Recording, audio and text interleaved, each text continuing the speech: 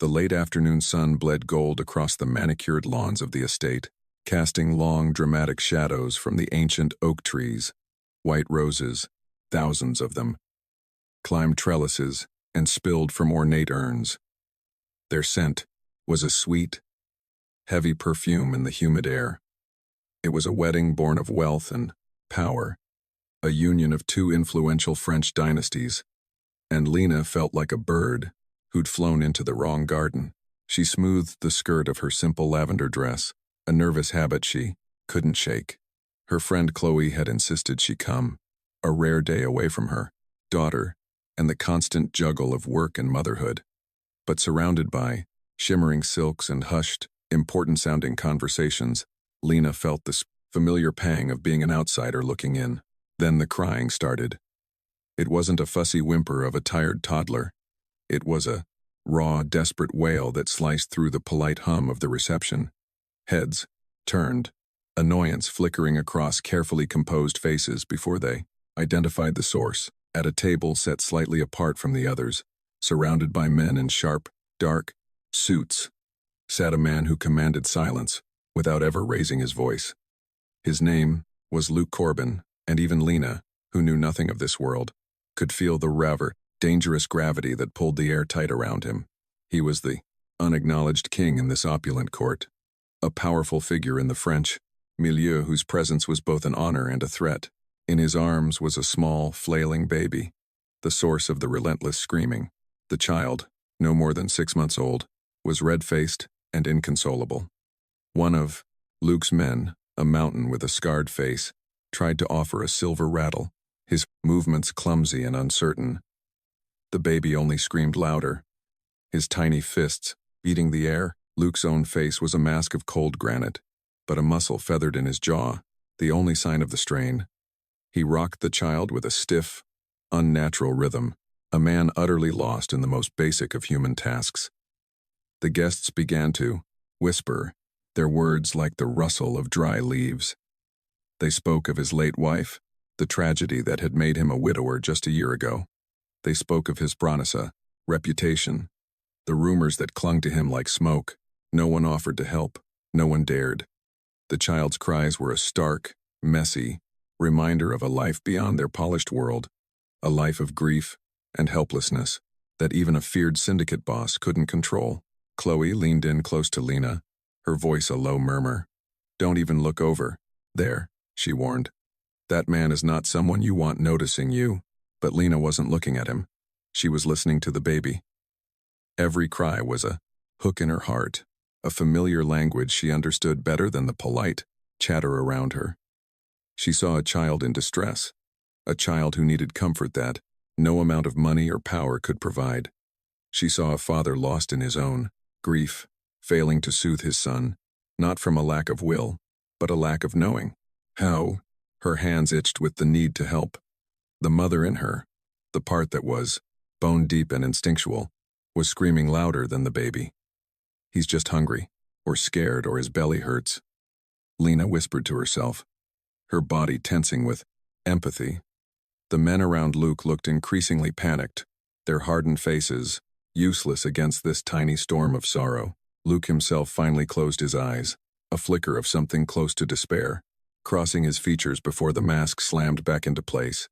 He was a man who could command armies of ruthless men, but he could not command peace for his own son. That simple human failure was what broke through Lena's fear. She pushed her chair back. Chloe grabbed her arm, her eyes wide with alarm. "Lena, what are you doing? Sit down." But Lena just shook her head, her gaze fixed on the small, miserable child. She moved between the tables, the whispers following her like a wake. Every eye was on her as she approached the circle of silent, watching men. It felt like walking into a lion's den, the air thick with unspoken violence. Two of his guards shifted, their hands disappearing inside their jackets, their bodies becoming a wall between her and their boss. She stopped a few feet away, her heart hammering against her ribs. She kept her eyes on Luke, not his men. She had to make him understand. "Excuse me," she said, her voice steadier than she felt. Luke's head lifted slowly, his eyes dark and sharp as obsidian chips. met hers. They held no warmth, only a flat, assessing coldness that seemed to strip away all her defenses. He said nothing. Waiting, she swallowed, forcing herself to continue. "The baby," she said, her voice softening. "He sounds like he needs his mother." The words hung in the air. A terrible, unintentional cruelty. She saw the cruelty, flicker of pain in his eyes, the tightening of his jaw, and her breath hitched. She had overstepped. She had said the one thing that could not be fixed. One of his guards took a half step forward, a low growl in his throat. But Luke lifted a single, elegant hand, and the man froze. His gaze remained locked on Lena, intense and unreadable. He wasn't angry. He was searching for something in her face. He looked from her eyes down to his son, whose cries had not lessened, then back to her. He had been offered advice, pity, and fearful distance from everyone. But this woman, a stranger, had walked into the fire and spoken a simple, painful truth, not as an insult, but as a diagnosis. After a silence that stretched for an eternity, he gave a curt, almost imperceptible nod. It was not forgiveness. It was permission. Lena's fear dissolved, replaced by a focused calm. She stepped forward, and the guards parted for her as if by magic. She held her hands out, not reaching but offering. "May I?" she asked softly. Luke looked at his son, then at her gentle, capable hands, and for the first time, a hint of something other than control entered his expression, pure, unadulterated exhaustion. He carefully transferred the small, screaming bundle into her arms. The baby, Leo, was surprisingly light, his little body stiff with distress. Lena settled him against her shoulder, his wet cheek pressing into her neck. She began to rock, a slow, swaying rhythm that came as naturally to her as breathing. She ignored the dozens of eyes on her, the silent judgment of the Gachant crowd, the dangerous presence of the French crime boss just inches away. She closed her eyes and began to hum a low, soulful melody that her grandmother had sung to her and that she now sang to her own daughter. Then she let the words come, her voice a soft velvet ribbon in the tense air. It was a simple French lullaby about silver moons and sleepy rivers, a song of peace and safety. Leo's frantic cries began to soften. His screams subsided into ragged sobs, then into hiccups. His stiff little body relaxed, melting against hers. He turned his head, rooting for comfort, and his tiny hand curled around a lock of her hair. Finally, with a shuddering sigh, he went quiet, his breathing evening out into the deep, rhythmic calm of sleep. The silence he left behind was profound. It was as if the whole world had been oving, holding its breath, and could finally exhale. Lena opened her eyes and found Luke, staring at her, his face stripped bare of its hardness. In his eyes, she saw not the feared syndicate leader, but a grieving man, a lost father, witnessing a miracle he had thought impossible. He had watched her tame the storm he could not, and the look he gave her was one of raw, unguarded awe. The wedding seemed to restart around them, the music swelling and the chatter resuming, but the space around Luke's table remained an island of quiet intensity. Lena stood holding the sleeping child, her body still swaying in that gentle rhythm. She was acutely aware of Luke's gaze, a weight that was both unnerving and strangely grounding. He gestured to the empty chair beside him, a silent command. She sat, carefully, arranging Leo in her arms so he wouldn't wake. For a long time, Luke said nothing. He just watched his son, a deep, contemplative stillness about him. The harsh lines of his face seemed to have softened, the granite giving way to something more human. Finally he spoke, his voice a low rumble that was meant for her ears alone. He has not slept so peacefully since his mother. He didn't finish the sentence. He didn't have to.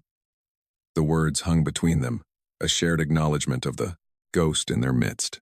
"My name is Lena," she offered quietly, feeling the need to fill the sorrowful silence. "I know," he replied, and the simple statement sent a shiver down her spine. Of course he knew.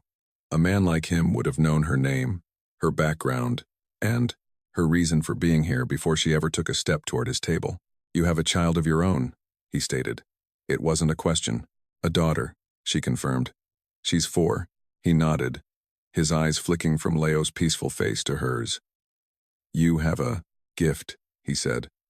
It was a strange compliment, delivered with the flat finality of a business transaction, yet it felt more sincere than any of the flowery praise she had overheard all day. Before she could think of a response, he motioned for one of his men. The man approached and handed him a slim black wallet. Luke extracted a single, stark, white card and placed it on the table in front of her. It was thick, expensive, cardstock, bearing nothing but a string of numbers in a clean, severe font. "For my son," he said, his voice leaving no room for argument. "He may require your services again." It wasn't a job offer. It was a summons, a claim. Lena stared at the card. It felt heavier than it should, as if weighted with all the unspoken implications of his world. Chloe found her after the wedding, her face pale with worry. "You have to throw that away," she hissed, glancing around as if Luke's men might still be listening. "Lena, that man is the head of the Corbin Syndicate. He's a monster. People who get involved with him don't just walk away." Lena knew her friend was right. Every sensible part of her screamed to burn the pare card, to forget the dark, intense eyes of the man and the sweet weight of his son in her arms. She went home to her small apartment, to the familiar comfort of her daughter's laughter and the pile of bills on her kitchen counter. For a week, the card sat on her dresser, a silent, powerful temptation. She was barely making ends meet, working 2 jobs to keep them afloat. The thought of the money a man like that could offer was intoxicating. But it was more than that. She couldn't forget the profound loneliness she'd seen in his eyes, a desolation that mirrored her own on the hardest days. He was a dangerous man, yes. The world saw him as a monster, a crime lord who dealt in fear. But she had seen something else, a father who loved his son. After a week of sleepless nights, she picked up her phone, her fingers trembling as she dialed the number. A gruff voice answered on the first ring. She took a deep breath. "My name is Lena," she said. "Monsieur Corbin is expecting my call." Her new life began the following Monday. A sleek black car, silent and imposing, picked her up and drove her to an estate hidden deep in the hills outside of Paris. The house was a fortress of glass and dark stone, a masterpiece of modern architecture, but it felt less like a home and more like a beautiful, sterile monument to loss. Every surface was polished to a high sheen, every room silent and empty. Luke was there to greet her, dressed not in a suit, but in simple dark trousers and a soft gray sweater. He looked different here, in his own domain, less like a public figure of fear, and more like a man bearing an immense weight. He led her to the nursery, a room filled with the finest toys and furniture money could buy, yet it lacked any warmth or personality. Leo was in his crib, awake and starting to fuss. "He has been difficult," Luke said, his voice tight. Lena simply walked to the crib and lifted the baby into her arms. Leo settled, almost instantly, his little head nuzzling into her shoulder as if he remembered her. A flicker of something relief, maybe even jealousy, crossed Luke's face. Her duties were simple. Care for Leo from morning until evening. The pay was more than she made at both her other jobs combined. Her life became a study in contrasts. She spent her days in a world of quiet luxury, surrounded by priceless art and the ever-present, silent guards. She brought life into the sterile house, her soft humming filling the hallways, the scent of baby powder and warm milk chasing away the ghosts. She would take Leo into the meticulously manicured gardens, her laughter, a bright, foreign sound in the disciplined, quiet. Luke was often gone, but when he was home, he would watch them. He never interfered, never offered instruction. He just observed from doorways or through the large glass walls, his expression thoughtful and intense. He was studying her, learning the language of softness and care that he had forgotten. He started coming home earlier, his meetings mysteriously ending just as she was, giving Leo his evening bath. He would stand in the doorway of the warm, steamy bathroom, watching her gently wash his son, and for a few moments, the powerful crime boss would disappear, leaving only a mesmerized father. The first sign of trouble came not as a storm, but as a subtle shift in the person or atmosphere. The guards around the estate doubled. The quiet tension that always simmered beneath the surface grew hotter, more immediate. Lena tried to ignore it, focusing on Leo, who was now smiling and cooing whenever she entered the room. But the fear was a cold knot in her stomach. One afternoon, as she was playing with Leo on a soft blanket in the garden, the head of security, a stern man named Pascal, approached her. "You and the child need to come inside now," he said, his voice low and urgent. "Please, do not ask questions." She scooped Leo into her arms just as the distant sound of screeching tires reached them. Inside, the house was on lockdown. Steel shutters descended over the massive windows, plunging the rooms into a dim, artificial twilight. Men with guns moved silently and efficiently through the halls. Lena's heart pounded in her chest. Pascal led her not to the nursery, but to a hidden panel in the library, which opened to reveal a reinforced steel door. It was a safe room. "Stay here until we come for you," he commanded, his face grim. "Do not open it for anyone." The heavy door boomed shut, leaving her and Leo in the silent, enclosed space. The room was small but stocked with water, food, and a first aid kit. Leo, sensing her fear, began to whimper. Lena sank to the floor, pulling him tight against her chest, shielding his body with her own. Her fear for herself was a distant hum. Her terror for this innocent child was a roaring inferno. She began to sing to him, her voice trembling but unbroken, a shield of melody against the corson's unknown violence outside. Hours passed. Finally, the heavy door swung open. Luke stood there, his suit, jacket gone, his white shirt stained with something dark at the sleeve. His face was pale, but his eyes were blazing. He looked past her, his gaze immediately finding his son, safe and sound in her arms. Relief washed over his features, so potent it was almost painful to see. He stepped inside, his eyes meeting hers. "You kept him safe," he said, his voice rough with emotion. He reached out, not for his son, but for her, his hand gently touching her cheek. "I will keep you safe," he vowed. Always. In the aftermath of the attack, a brazen move by a rival Corsican family. She later learned the last of Luke's emotional defenses seemed to crumble. The quote, incident had shown him how intertwined their lives had become, how deeply he had come to rely on her presence, her steadiness. He saw that her courage was not the brittle, aggressive strength of his men, but a deep, fierce well of protective love. That night, he found her in the nursery. She hadn't been able to leave Leo's tube side and had rocked him to sleep in the large armchair near the window. Luke entered so quietly she didn't hear him until he was standing beside her. He didn't speak for a long time, simply watching his son sleep in her arms. "This house was a tomb before you came," he said finally, his voice barely a whisper. "After my wife, there was no life left in it, just duty and silence." He looked at her, his dark eyes filled with a vulnerability she had never seen before. Leo's crying was the only sound, and it felt like a judgment, a constant reminder of all the ways I was failing him. He knelt before her chair, a gesture of submission that seemed impossible for a dank man of his power. He gently took the hand that wasn't supporting Leo, his calloused fingers lacing with hers. "You didn't just quiet him, Lena," he confessed, his voice thick with emotion. "You brought the silence to an end. You brought life back." He lifted his hand and brushed a stray curl from her forehead. His touch was impossibly gentle. It was a simple gesture, yet it was more intimate than any kiss. It was an admission, a confession, a plea. He was the feared head of the Corbin Syndicate, a man who commanded loyalty through power and fear. But in that quiet moment, he was just a man, surrendering his heart to the woman who had shown him how to heal.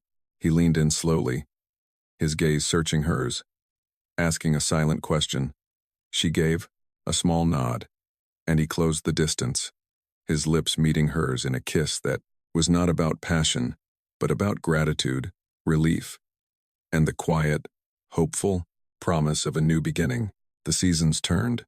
Winter's stark beauty gave way to the tender green of placid spring. The estate, once a cold fortress, began to feel like a home. Lena's daughter, Mia, was introduced to the house slowly, her bright, childish laughter becoming a new and welcome sound in the quiet halls. At first, she was shy, around the large, silent man who was always watching. But Luke was endlessly patient with her. He, who was so awkward with his own infant son, seemed to know how to connect with this vibrant little girl. He would sit with her in the garden for hours, listening to her stories about school and imaginary friends, his stern face softening with a gentle amusement. Lena had never thought possible. Leo, now a happy, babbling toddler, adored both Mia and Lena. He would follow Mia around like a little shadow, and his first word, much to Luke's feigned annoyance and secret delight, was not Papa, but a garbled version of Lena. The dynamic of their lives shifted from a professional arrangement to an unspoken familial bond. The outside world, with its violence and its dangers, still existed. Luke was still the formidable leader of the Corbin milieu, a powerful man whose enemies were always waiting in the shadows.